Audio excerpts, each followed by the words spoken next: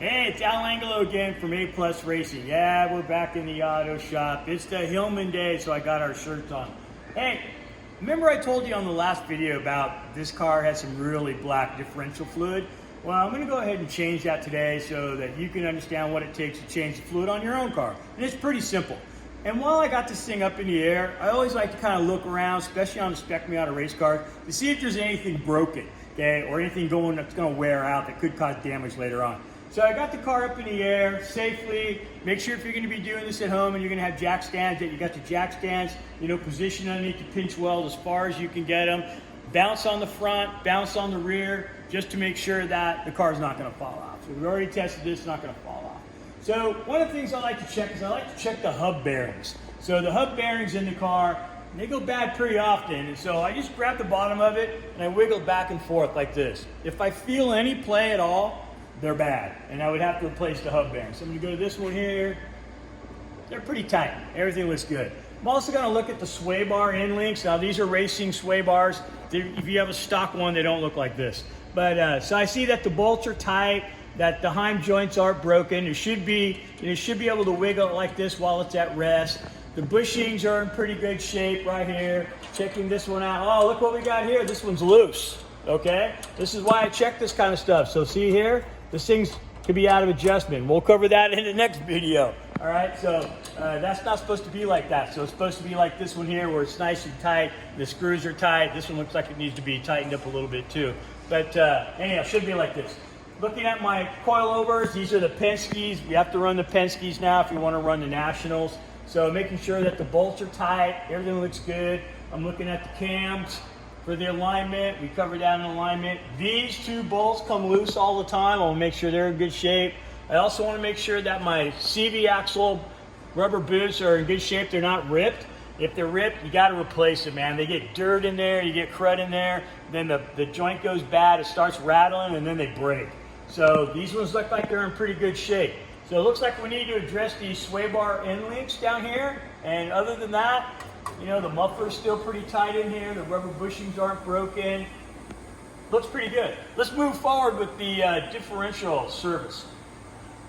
So as I spoke to you the last time, that this is the drain. Everybody can get a picture of that. There's the drain right there. And then the other one's the fill.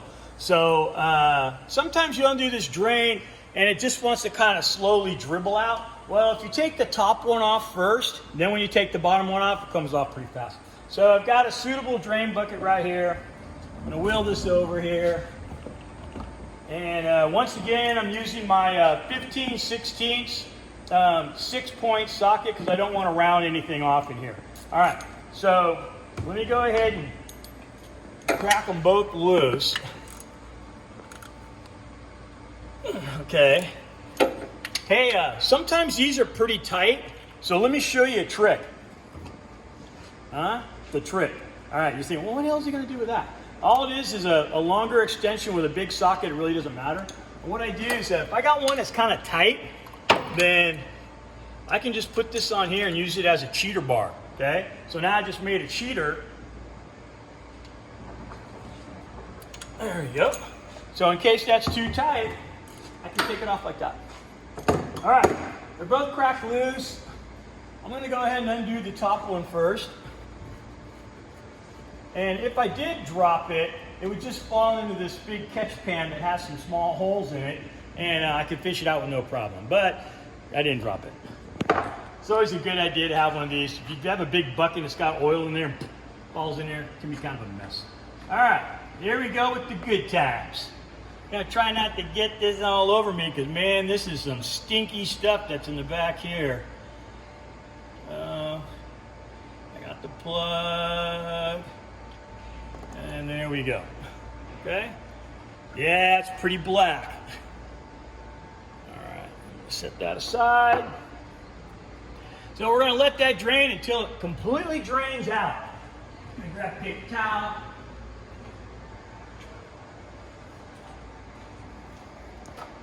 So I want to get that dirty fluid out of there. You can see it's pretty black. It doesn't smell real good. So I'm glad that we caught this in that fluid check, and we'll get this thing taken care of. Okay, So I'm going to take my drain. I'm going to clean it up. Sometimes they have a magnet. This one does. This one has a magnet, so you can see those little fine particles. That's pretty normal. Okay, to find fine. Now, if I saw a tooth to a gear in there, that's no good. All right, that's a bad sign. But this one here, you know, it's pretty good. So I'm kind of cleaning the magnet off. Little fine metal shavings like that. That's pretty normal to see that. So this one has the magnet. If you don't have the magnet, you can buy them. It's a good idea. You saw that it had stuff on it. Not a lot, but some. Okay, so I'm going to come back in here. I'm going to start this by hand. All right, so I'm going to start threading it. Don't put an impact gun on there or anything like that. You just wipe it out. All right, we're going to go ahead and tighten it. And just like we did in the last video where I just kind of snugged it down. That's all it takes. That's about it. Me having to use that cheater bar, that was a lot because it shouldn't have to do that. Okay, so we're done draining it. Let's go ahead and get rid of that part. And now we're going to put fluid in it. So you're going to have to pump it in there. Now, a lot of times just the differential fluid, which is 75, usually 75W90, usually what it comes in a little container and round with a little pointy cap to it. You can cut that off, and sometimes you can fit that in here and just squeeze it in there until it's full. Or you can buy the tool which hooks up to the pump. It has a pump on it and it pumps it in through a little hose.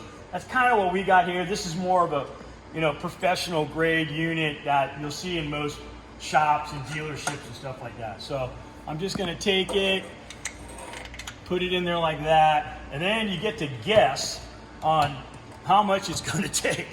So, but like I said, if it's over full on this, it really doesn't cause a big problem so long as it's not dramatically over full. A little over full, it's okay. We just put the plug back in it. So I'm going to go ahead and get this plug ready to put back on just in case I do overfill it. And it looked like this one had a magnet on it too. Okay, it's also got a little safety washer here to keep it from leaking. Make sure that's clean and still on there. All right, so I've got a few pumps in there. I'm going to go ahead and see where we're at. We might already be full here. And we are. As you can see, it's leaking out. Okay, so it's full. So I'm going to go ahead and put my plug back in.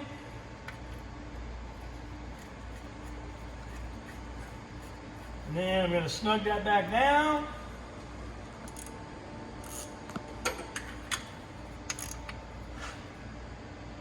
There we go. Okay. And I got a little bit of an oil mess on the ground. We'll throw this paper towel over there, like that. And I'm going to clean up my rear end area here. No, this one, not that one, this one. All right. So I just don't want any leaks because they leak out, they get on the exhaust, and then things start smoking real bad. That's it. That was the differential service. You saw it right there. It was pretty simple. I mean, explaining it, the whole thing took me 5 or 6 minutes. You can be able to do this in 3 or 4 minutes, no problem. Make sure that you tighten up, both your plugs, snug them down. You don't want one falling out while you're out on a track. Or it's the same thing as just a regular street Miata.